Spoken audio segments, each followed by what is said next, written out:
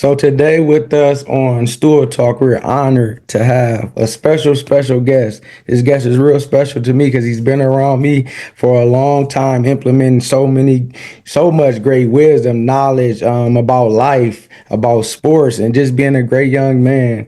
On Stool Talk, we walk in our purpose on purpose, and our guest today is definitely doing that. He's been around the game for a long time. He coached many of great players that you grew up liking. He's been around the game. He's still making an impact, but he's so selfless that you don't really know because he don't boast or brag. His fruit is definitely showing in what he's putting into his teaching, his training, and what he's putting inside of his players. Today we have with us the one, the only, Mr. Terron Gillespie. How you doing today? I'm good, Dan Juan. Thank you for having me, man. I Yeah, for appreciate it. sure, for sure. Appreciate it. So can you share a little bit about your sports journey? Like you've been around the game for a long time. Like when did it start? When did it get to where you like, you know what? I'm gonna take on this coaching thing. I'm gonna take on this training thing. I'm a coach on take on this implementing, young athletes. hmm Man, I've been doing this now, Dan Juan, for 30 years, man. And it started really with my first thing coaching was, we sponsored a basketball team, adult team with our business. When we had a car wash back in the day. And then I started off coaching them and, I liked it. And then just one day I was walking in, TJ and Tierra was going to First Church of God Christian School. And I walked in the building and dropped them off. And the assistant principal asked me to come into his office. I'm like, man, what's going on? I'm a little nervous. Like, what's going on? And he was like, man, somebody recommended you to be our boys basketball coach. And we feel like, you would be a great coach for these boys. And then, that's pretty much how the school journey started. Started there, did that for 1 year. To the next year, the school closed. So we ended up taking our kids to Emmanuel Christian. So when we went to Emmanuel, they didn't have an elementary team, and that was when TJ got there in the fourth grade. They didn't have an elementary team. They just had a couple guys that would take some kids and play them in a rec league or something, that went to the school.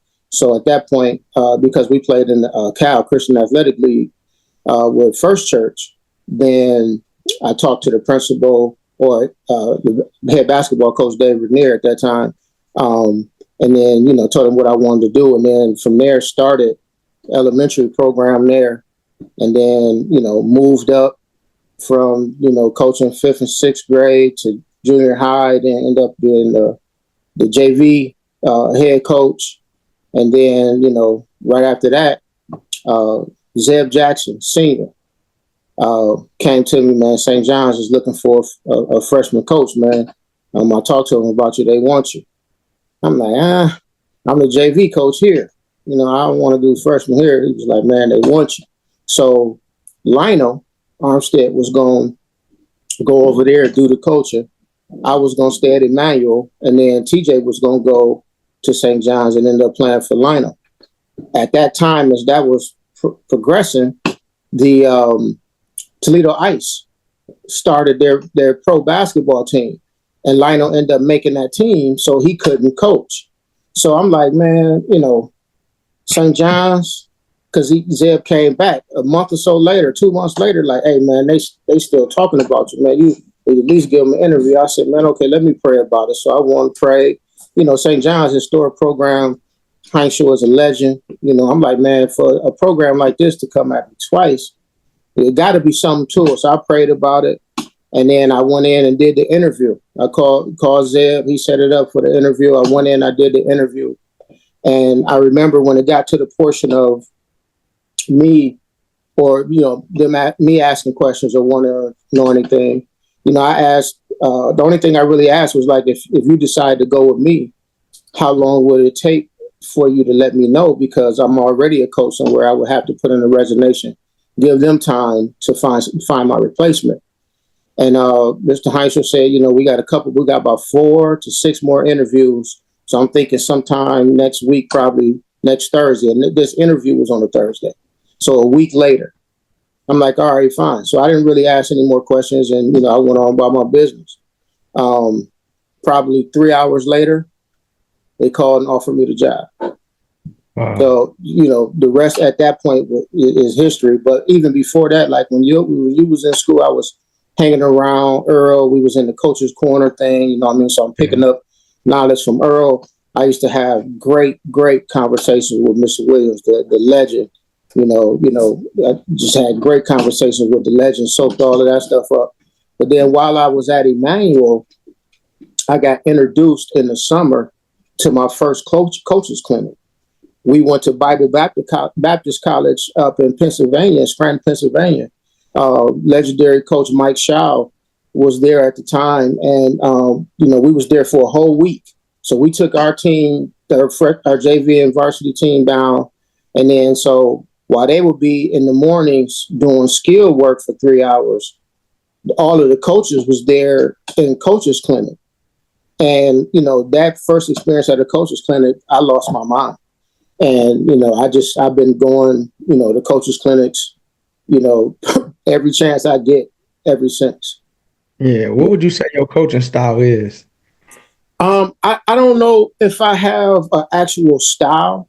My main thing, man, is I try to learn each individual kid, what motivates them, and how they operate, and then I try to tailor what we do to what we have. Yeah. So it's in my opinion, it's hard, especially when you can't recruit the kids and bring in the kids you want to have a set system and stick to that. I Yeah. feel like you have to adjust and adapt to the type of kids you have. If you run a two big man offense and you only have one undersized big, that offense is not going to be very effective. Yeah. You know what I mean? So it's basically tailored to the type of kids we have. But I know we play hard. We're going to be disciplined, and we're going to have fun. Yeah. What role has basketball played in your life, both personally and professionally? And what do you love about basketball? Uh, I love the opportunity, man, to impact the kids' lives. There's nothing. I don't get a greater joy out of much anything else than seeing a kid start a season or a summer at this level and then progress through consistent hard work and become a better basketball player. So and just being around kids a lot. Um, I have a personal mission. Like for work, if I'm not involved with kids, the job is not for me. And, I'm only working when I'm not doing something that I love. So, my personal mission, I know you talk about walking your purpose on purpose. My personal mission is to effectively lead children and young adults to greatness through mentoring and coaching using personal experiences and biblically based principles. So, that's what I try to live my life by. Yeah, I love that too. And then one thing you said too before you made the major moves or when you thought about a big decision, you prayed. A lot of times we just move on stuff without praying, without seeking God and to know is this the right fit for me or Right. whatever. What's one lesson that basketball has taught you that you carry on to this day? That if you work hard, you can accomplish every goal that you set forth. And then even sometimes if you can't get that particular goal accomplished, the discipline and the hard work, what carries you through. And then you can apply that to any area of life. Yeah. Being a father, a husband, a coach, how do you balance your family life with your passion of the game continuously? Because you have been doing it for years successfully and you continue to make your mark. So how do you continue to balance that but still pour into yourself? Because behind the scenes, you do so much and you are impacted in so many people's lives, so many mentees that you have that call you for coaching advice, call you for advice, call you just about life. So how do you balance that and make sure that you are grounded? Early on, when I was finding my way and learning through this, my wife asked me um, a couple of weeks ago. She was like, we was just sitting down talking. We was talking about basketball and coaches and stuff. And she was like, what do you think make you a good coach? I mean, I was like, man, I'm fair, I'm honest, and I don't show favoritism. And then I was like, well, why you asked me that? She was like, I was thinking about it one day that when you first got that job at First Church. She said, you remember what you did first when they asked you that? I'm like, no, not really. She was like, the first thing you did is went to the library and got some videos, VHS tapes on teaching kids basketball. So she said that was the first thing that you did. And then, so fortunately, I have a wife that's really understanding and know that this is my passion. And, I do, with my daughter when she was younger, and, she played some sports, but then she got out of sports. I tried to, consistently or periodically have a daddy-daughter date where we would just go to the movies or go get something to eat or, something like that. I spent a lot of time with TJ on the road and different things like that. And then one thing that my wife and I has been doing for the 34 years that we've been married pretty much is like we watch TV shows together. So it's some shows that we like, that we watch together, and then that's always been our time, our connection time, to keep some balance. So yeah, that's what I would say to that. Wow, that's amazing. So tell us a little bit about the history of Who Smart. When did it first start? When did it first begin? And when did you first become a part of it or create So, it? so Hoop Smart actually started with me, a guy named Daryl Harvey. He coached the Toledo Heat. He would come around and be around Start when I was over at Start with Coach Guerrero. And he was asking me to coach AAU, coaches AAU, help him out. And I wouldn't do it for a couple of years because personally, I don't like AAU, if I'm being honest with you. I don't particularly like AAU and the state of AAU. And I don't know if I ever really liked it. And I can explain more about that, later. But he asked me to help him out. And then, so when TJ went to college, his freshman year of college, I left St. John's that year and I went over to Start, and I was the varsity assistant under Guerrero with a plan with the athletic director for me to take over the next year as the head coach. TJ called me probably about 2 days before his first game in college as a freshman and told me he was starting. He had just got moved into the starting lineup. I'm like, whoa. And wow. So throughout the course of that year, having some ups and downs with Coach Guerrero, and then missing a lot of TJ's games as a freshman that I would have gone to if I was not coaching, I decided to step away from coaching high school basketball. And then that's when I coached with Harvey with the Toledo Heat for 1 year. That was like the summer of 2012. And then with that team, at the same time, there was a transition for him where he had just gotten hired at Tartar, to work there. So he wasn't going to be able to coach. So I took that team and started Hoop Smart with that team. It was a concept that Lionel and I had talked about. I remember going to the little Monroe store, the green store on Monroe, when they was printing T-shirts.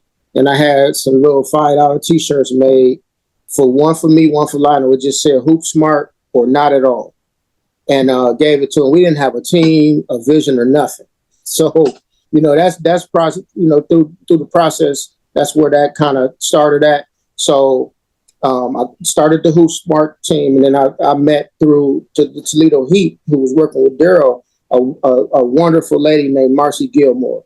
And she helped me out with paperwork, getting stuff filed with the law firm that she worked through, helped me start the 501c3, and then that birthed Hoop Smart, which is, we're a non-profit organization. We started out with one team, that Toledo Heat team. That first team came to Hoop Smart, and we had some really good players on that team that went on to play college in multiple sports. Miles Copeland was on that team, who's the fireman who saved that referee in the stands that he was playing for the Glass City team, I believe it was.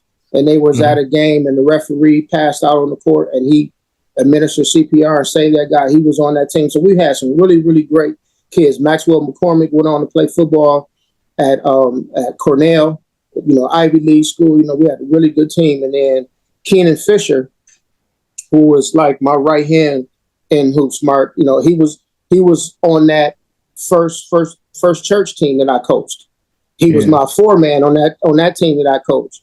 And then a few years later, he's started coaching with me. So he brought in some guys that he knew from, the Sleepy Hollow League, and we just put together a team with that. Had a couple of good players on there, and we just started growing after, just growing from there.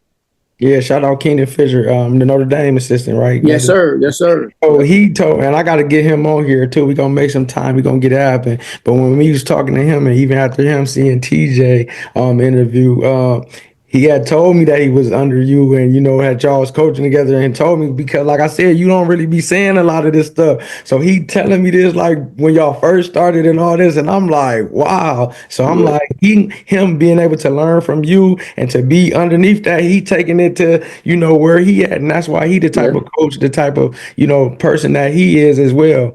What is the mission of Hoop Smart, and what is you inspiring for people to know about the program? Well, Hoop Smart, man, what we want to do is we want kids that want to work hard.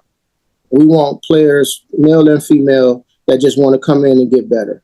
When we started with young teams, 6th grade, 8th grade, even 10th grade, 10th graders have a better chance, but you're not getting signed, or you're not getting an offer to college, out of the 8th grade, unless you just some physical specimen. So the reality of it is we want to put together teams to go and compete at levels that they can compete at, so they can learn how to do the stuff that we do, how to implement the stuff that we work on in practice. Another thing, typically AAU practices, you get 1, maybe 2 days a week of practice if you're lucky. Most coaches is getting the players, trying to get them ready to go and play a tournament and try to win a tournament. We practice because I feel like the summer is when you're supposed to get better.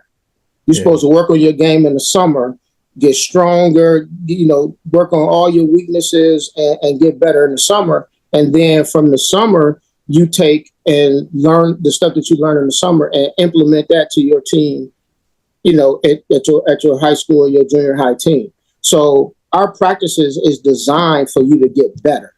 We're doing drills and fundamental stuff that you would do throughout the season.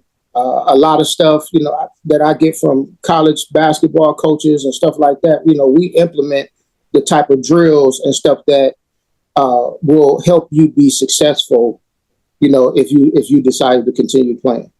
Yeah. What can parents and players expect from Hoop Smart Academy? Like, what can they expect if they're on the team, if they come to you guys, if they want to be a part of the program? What can they expect? What are they getting?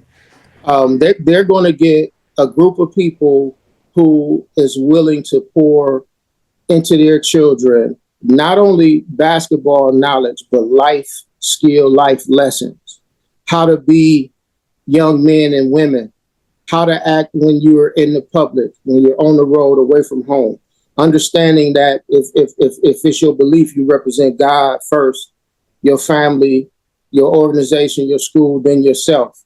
So putting those people in front of you, and then making sure that you're not doing anything that's going to make them be embarrassed, or or feel bad, or regret putting you in this type of situation. So we try to make sure that the kids is we're gonna give you lessons. We sit down and have conversations. We do team bonding things off the court. Where we get together, we hold practices at Ottawa Park. So it's just not. I'm trying to show you the full embodiment of, if you want to be good at basketball, everything is going to take for you to be good at basketball. Yeah. And what's the landscape of Hoop Smart Academy? How many teams do you guys got? And how do people go about trying to get on the team, trying to make the team, or how does that work? Okay, so right now it's funny. We're starting back up with the travel aspect. Okay. 2017 or 18, I was in that same situation. 16, I was in that same situation. It's funny with Daryl Harvey. I got hired at Tartar. So the last team that I had at that particular time, Melvin Thomas, rest in peace, Yeah. took that group because he was coaching that team. Melvin played for me at St. John's, and then he started his first coaching journey under Hoopsmart. Okay. So he took that group of girls from Hoopsmart and then made them focus 3D the next year. So that year we had 77 kids in our program. So I took a hiatus to go back into coaching in high school from the travel basketball aspect, but then still kept doing things in programming, mentoring, with the program. So, Yeah. we still kept that aspect of it going. So our plan right now is to start with 3 teams: a 13 and under girls team, a 14 and under boys team, and a 16 and under boys team. So from there, if we have enough interest and we have another grade level that needs to be that needs some place to play, that want to get better, then we'll create another team to help those people out. Because like I have several coaches. Right now we have more coaches committed than teams, which I love. And then out of the 6 coaches that we have, 5 of them are Hoopsmart alum, which they already understand how we operate, what's expected. They've been through the grind and all of that type of stuff of what we're trying to do. So that actually warms my heart that those guys would want to come back. Joy Hollifield was going to be the 7th coach to come back and be around to help out wherever needed. But by the grace of God, he just got a professional job in Costa Rica to play. I just seen that. Shout out to Joy. Joy been working hard, man. He been in the gym grinding with TJ for about a solid month or so, and he went down there to that tryout, man. He did his thing and got him a job. So like we try to replace Hoopsmart guys with Hoopsmart guys. Yeah. How can the players, parents, and the community get involved to support Hoopsmart's comeback? So it's several ways. We're going to be doing a bunch of fundraising, because although we have to charge because we don't have full sponsorship to just make it free, I don't like to charge, especially the type of money that it takes to be successful and run a team for a whole summer season. So we offer fundraising to help the parents offset the cost.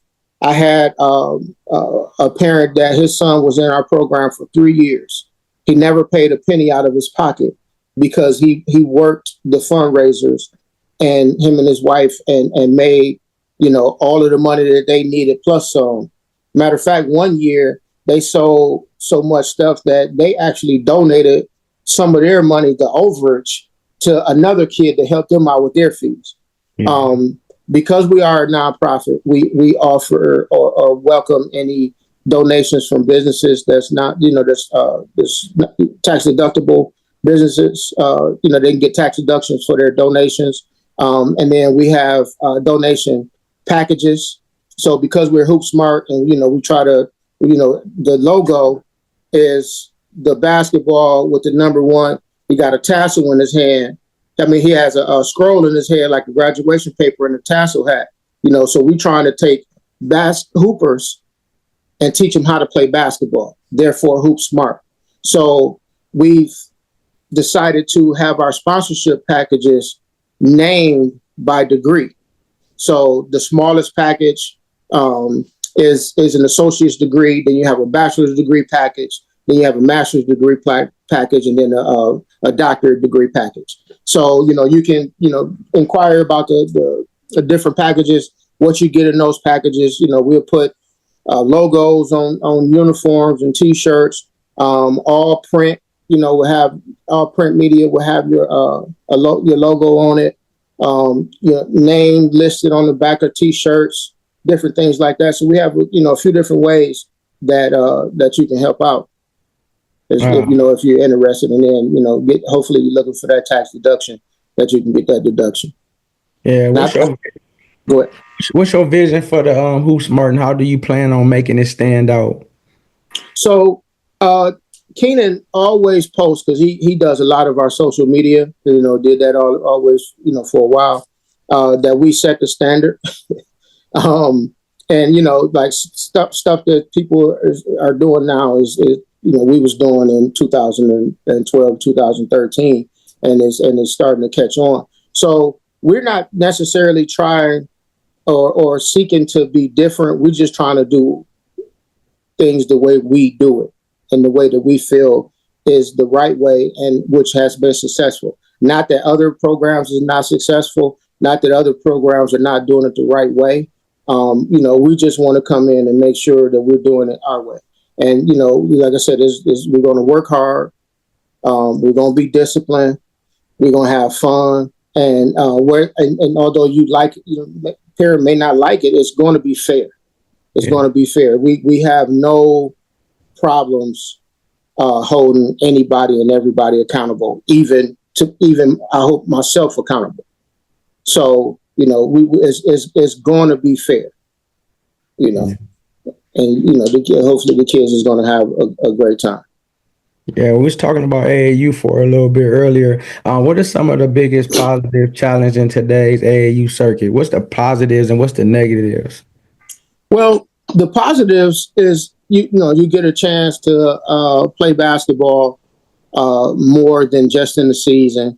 A lot of kids, the AAU is an avenue for them to leave city limits for the first time in their life. I had a kid a few years ago who led the city league in scoring and had never been out of town. We got to a really nice hotel downtown Kentucky, where we were across the street from Rump Arena. You could throw a rock and hit Rump Arena in downtown Kentucky, Lexington, Kentucky. Beautiful hotel. We checked in, gave the room assignments. He came to my door, and I was like, "Coach, can I talk to you for a minute?" He's like, "Yeah." I said, "Yeah, come on in." He was like, "Man, I don't know what to do." I'm like, "What you mean?" He said, "I've never been out of town. I've never been in a hotel. I don't even know how I'm supposed to act in here." You know what I mean? So this gives kids an opportunity to see some things that they they really don't get a chance to see a lot. So that's positive. And then if you have the talent and you do the work, you go to these exposure events and you can get exposure, and it'll help you get into college. But if you don't put in the work and you're not ready for the big event, you will end up getting exposed. So, we try to eliminate that part of it. Some of the cons for me is that, if you're not playing on a really, really big level, i.e., let's say a Jerry Easter, because, Jerry is somebody that we know in this area. If you're not playing on that level where, you fly into tournaments and people are flying you out there, and they're paying you to be involved, then you can fall into a bad situation. And my experience, and this comes from me watching from when TJ was in elementary, watching dads coach their kids. They'll start up a team just so their kid will have some place to play, and then they'll try to get the best talent that they can get, and put them around their kid to have their kid shine. And then, instead of teaching their kid, how to, deal with adversity, well, I can't even talk, adversity, then they'll, make excuses for him or blame somebody else for not catching the pass that he threw that was late and too high, different things like that. So you have that situation. You have a situation where a team of people, they'll put a team together, and whoever can pay, they'll put them on the team and then take them to quote unquote big tournaments just to draw them in to come and pay that money, and then they go a whole summer, 6, 8 tournaments and never get out of pool play. So the only thing they've done is learned how to lose and it be acceptable, on how to lose. And then you have the organizations that, money grabs. Yeah. That's just trying to make money. You have owners that has no interest in basketball, ain't never bounced a ball and chew gum at the same time. But then they're running this organization, and then they throw a bunch of shiny objects at you. The type of circuit you plan on, the type of shoes that you wear, you getting all of these bags and all of this type of stuff. They making money, and then you're not getting better. So that's another reason why we try to give opportunities for the fees to be offset, because it takes money to do the tournaments and stuff. I understand that, but the overages and the extras to pocket is where we disconnect. And I could be wrong, but that's just the way that I run this business. That's why it's a nonprofit.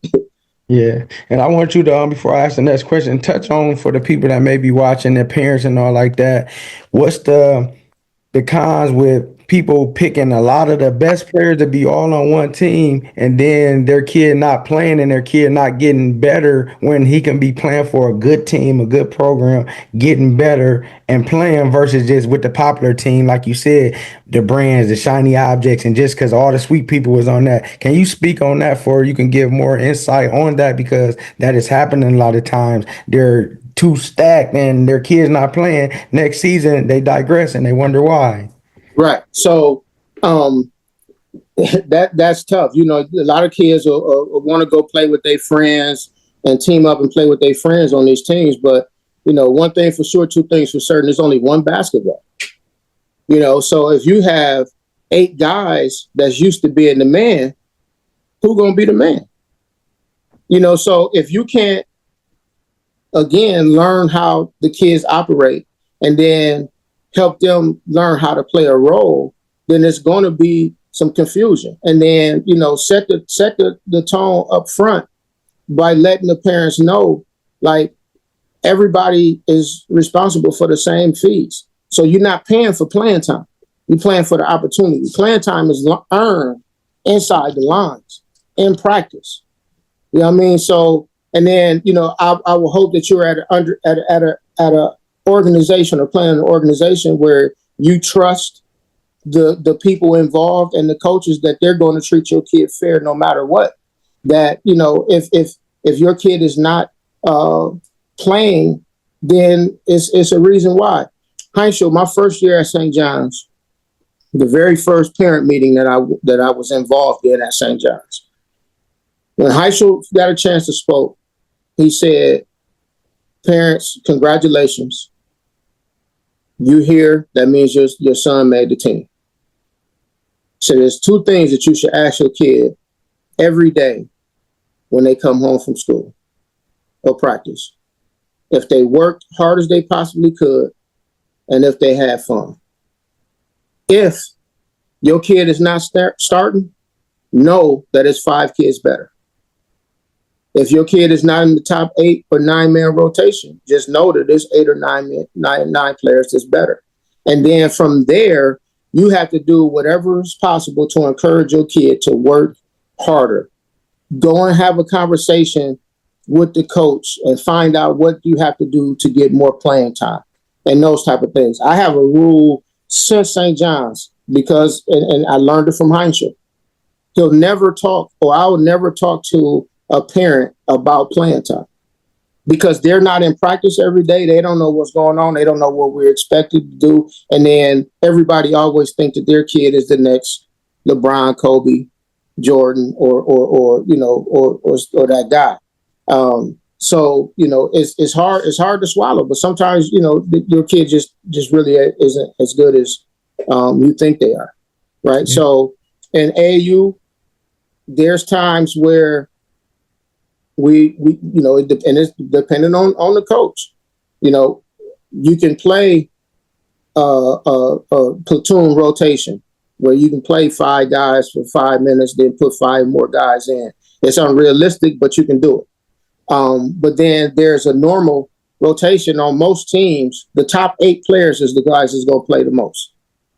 That's just how the team structure works. You're not going to play more than 8 guys on a regular basis because, it's not often that you have 10 guys that can play.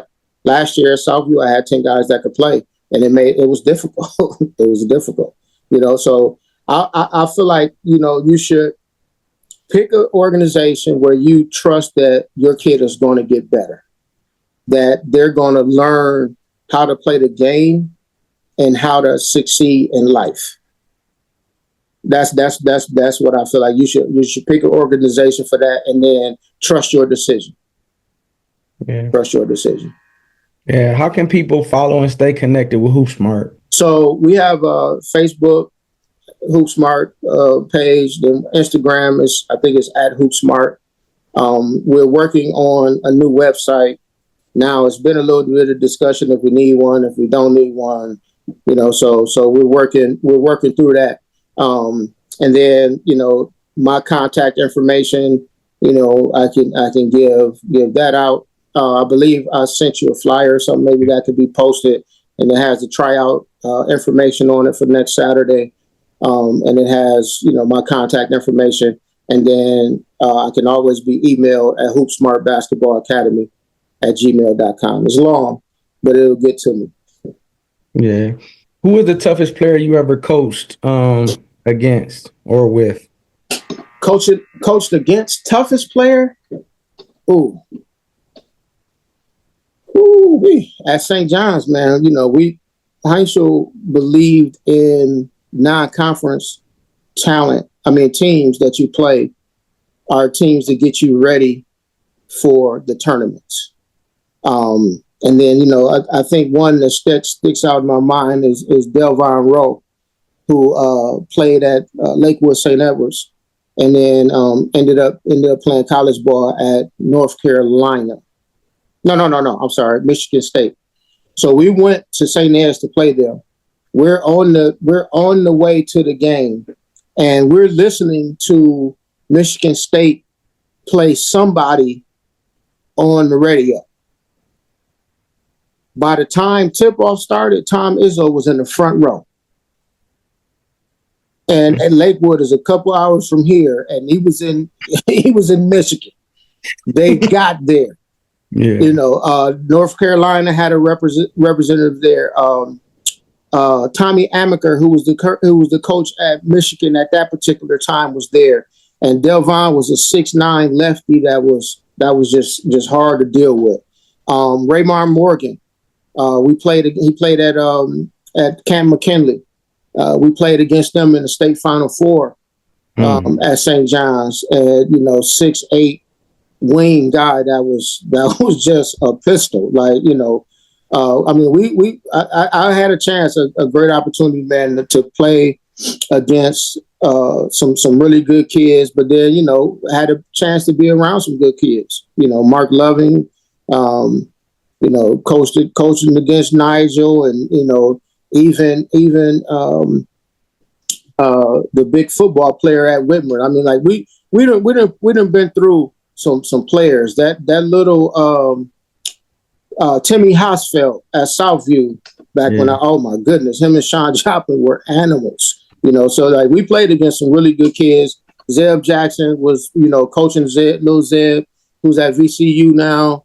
Was good, coaching Joy. I remember Joy was struggling with Hoop Smart to find his niche and his identity. And we were playing in a tournament, and he made a nice dribble move and then crossed, and then off that cross dribble without another bounce made a no-look pass, and the crowd went crazy, right? The crowd went crazy. And he stopped for a second and looked like, y'all cheer for that?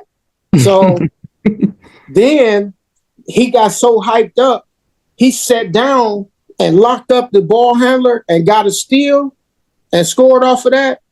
His life changed ever since then. He became he found a niche, understood that he didn't have to be the top scorer to accomplish that. Aaron West, who played basketball and soccer at Northview. Aaron played for Hoop Smart. He was a freshman playing on our 17U team. He just reminded me of that a few months ago, that he was only a freshman. Aaron would leave soccer practice and come to a very, very hard Hoop Smart practice and outrun everybody. I mean, everybody. Wow. And Aaron ended up playing, it was a 4-year soccer starter at University of Cincinnati. So it's for me, man. It's about the work ethic, because there's a lot of people with talent that don't have the work ethic, that don't maximize their potential or get to where they could have gotten. Yeah. If you could build your dream starting five from any area, what would be the lineup? Era of Yeah. high school, college, or pro? Whichever one you want to do, because I know you know about all of them. Ooh-wee. My pro era, it would be Magic at the 1, Mike at the 2, Bird at the 3, Tim Duncan at the 4, Olajuwon at the 5. High school around here, Chris Polinitz at the 1.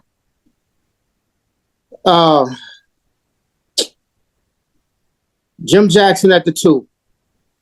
Melvin Newbern at the 3. 4, who was undersized, I would go Donnie Dobbs. And then at the 5 from our area, probably Scoop Williams. Okay. I thought you was gonna go Scoop 4. Okay. No, I would go, because Donnie was such a complete animal at the 4. He was undersized. He even went on to play the 4 at St. Louis at like 6'3", 6'4", and made it into the, they went to the I think they went to the Sweet 16 one year, but got into the tournament at least 2 years while he was there, and he was pretty much the leading scorer. And on that 1990 state championship team, Donnie Dobbs by himself almost took Scott out in the district finals. He almost took him out, I believe, overtime by himself. Who would you say his skill set reminds you of? Barkley being undersized at the 4, or another NBA player that he could kind of compare it to? I would say like a Barkley. Okay. Yep. Jump out the gym, dunk on you, will post you up, had post moves, could face you up, shoot the jump shot. Donnie was that dude. Wow. Yeah, he was that dude. Last couple questions. I'm gonna get you out of here. In 3 words, what would you describe Hoop Smart in 3 words? 3 words.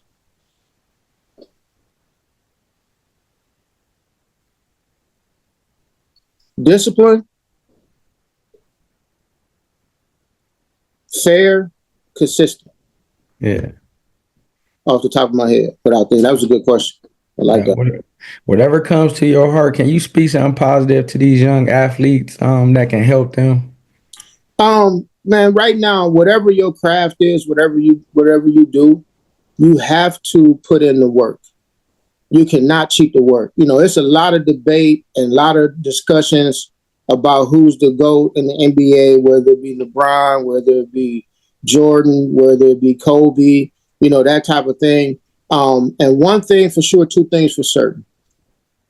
LeBron said it in an interview when he was approached, when he was just about to break the scoring title. He was interviewing, I want to say, Michael Strahan in New York. They was in New York to play, and he hadn't broken it yet. He broke it the next game or something like that.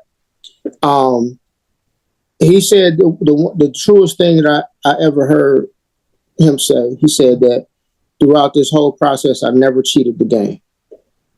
And from the time we recognized and found out who LeBron was in high school to now, LeBron has never been out of shape. He's never come in the game out of shape.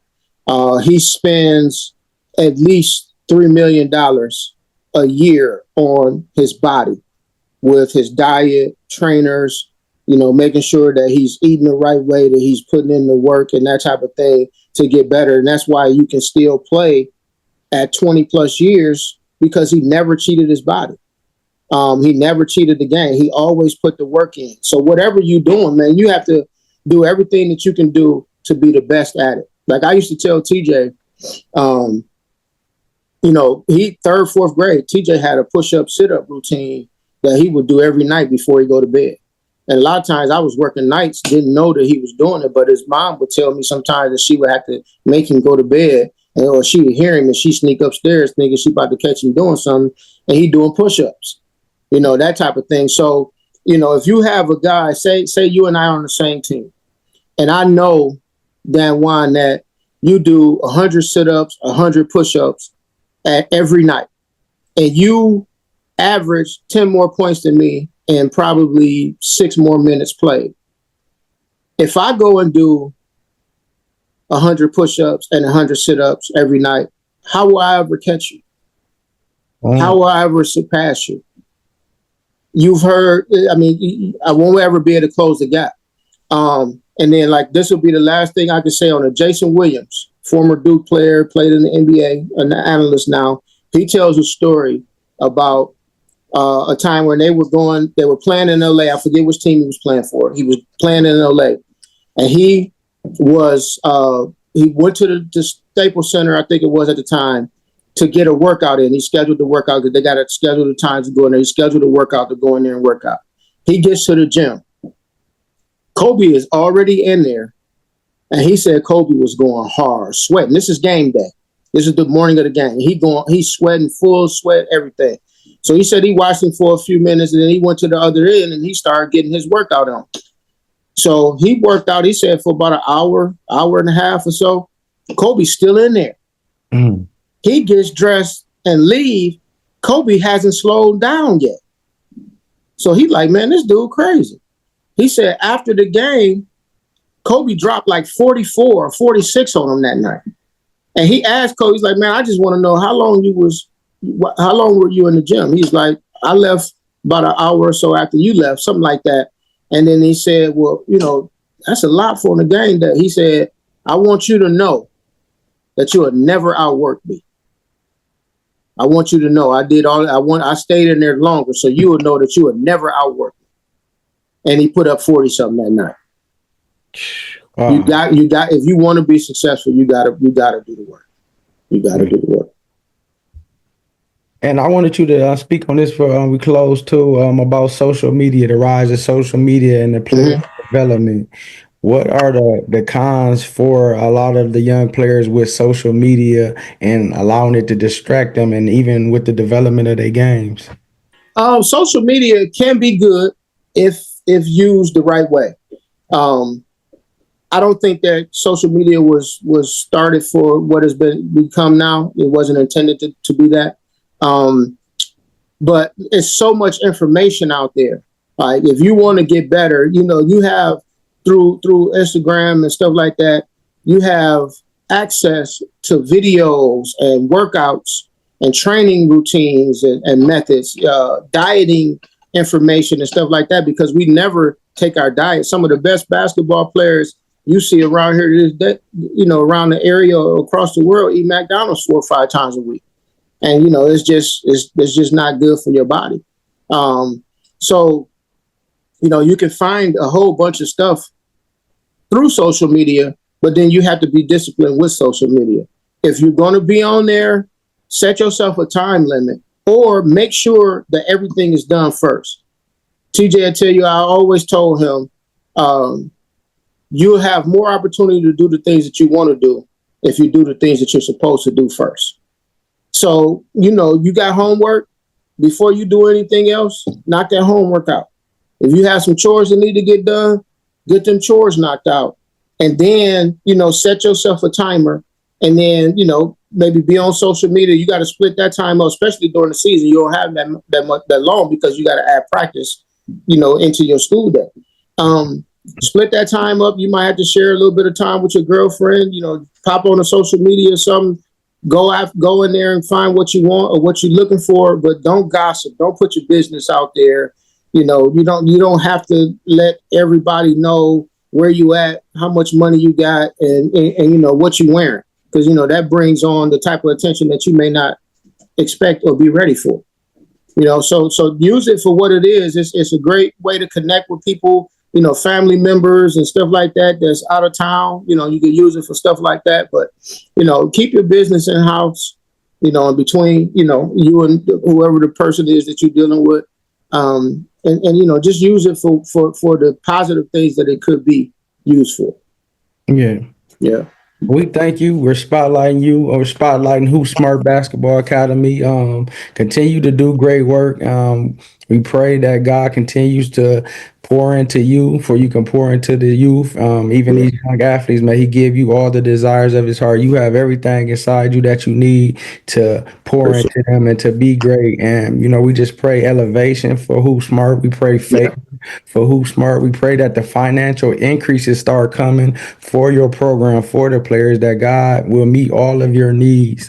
And just Amen. for y'all, you know, we're going to support you. We're going to be posting all the different stuff and sharing this. And we just thank you for your time. And, you know, I'm just, you know, this means a lot to me just because I see the progress, and me just hearing about your records and all that. I'm like, man, all these people really don't know that you really been getting it in, that you really are, your heart is for this, like you really about this. So, you know, for all the players and all the family members that's going to try to be a part of this, you ain't making a bad decision. So, you know, And I appreciate you, Dan Wine. Your evolution. I didn't see you as a little kid running around the barbershop yeah. in the chair, you know, running, you know, 7 and 9 routes, you know, making people miss, you know, disappearing and, you know, right before them, all that good stuff, man. So to see you get to this point, man, in your journey, it's a wonderful thing to see, man. I'm happy that I had a chance to you know, impart, you know, whatever God gave me for you, you know, Yeah. you know, I was able to impart that in you, man, and you got it. And then, you know, it's never about me. You know, I never bragged on TJ. He'll tell you, he never heard me say anything about him in front of him. I get on him for trash talking, you know, because, you know, if, you know, I used to tell him, I tell my players now, you know, if you killing somebody in a game, they know that they being killed. Right. The fans know that they being killed. Yeah. Their parents know that they being killed. You don't have to say nothing. Just keep killing them like you expected to do it. You know, that's what you came in here for. You've been putting in the work to come out here and do this very thing. You know, you're not surprised. A lot of times when people celebrate too much, do too much talking, I understand you can be geek, but you know, it's such thing as overkill. You know, so you know, I'm so proud of you, man. I promise you, I'm so proud of you. And you know, as long as I have people like you, man, and God is giving me the opportunity and blessing me to affect people the right way, I don't have to say nothing. Yeah. You know, I can go into the barbershop and say somebody talking about. I ain't got to say nothing because somebody, you know, is going to talk for me. Yeah. You know, and, you know, I don't need that either. But you know, it's just what it is. You know, when you judge the measure of your success about how your peers feel about you and the things that they say about you. Yeah, and everybody always rave and speak highly of you, but growing up, we always seen that you were different. You were more stable. You was content. You wasn't all extra. You didn't have all these problems. Like, we young, so some of our coaches or peers that we looked up to or we seen, some of these people had issues and they used to be talking about some crazy stuff young. Like, this is crazy, but you always been stable. Your family been good, you know, and you loved your Raiders, you know. Oh, for sure. You know, it's still. I'm a little disappointed right now in the direction we're going. It's a wait and see thing right now about where we at. But Yeah. you know, it's still Raider Nation.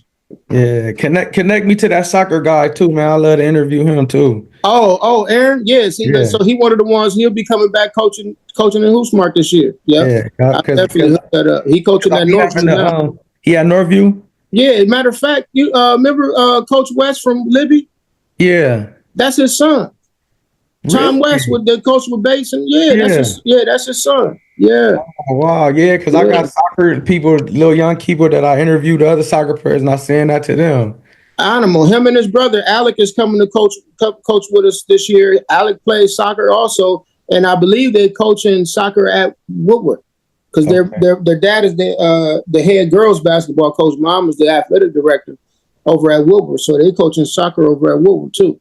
Yeah, I'll definitely make that connection though. And last thing, you ain't gonna have no like Cash App code where people can sign and do that, because I got people that will pour into and donate, whether it might be a little bit of something, but they'll donate to what you doing. Everything, every little bit counts. So what I'll do is I'll get with my accountant and then get something set up so we can do. We'll set that up and I'll get that to you like ASAP. Okay, and I'll pour into whichever way I can. I'm gonna share. It's cool to share that thing you sent me today. Oh, for sure. That's why I sent it to you. Yep. Share that out, and then like I say, anybody have questions about the donations or whatever, just reach out. Or like I said, I'll have something for you to post real soon. All right, appreciate you. Oh man, I appreciate you more. Yeah, ladies and gentlemen, the one, the only Coach Terron Gillespie. Thank you, bro. Yeah.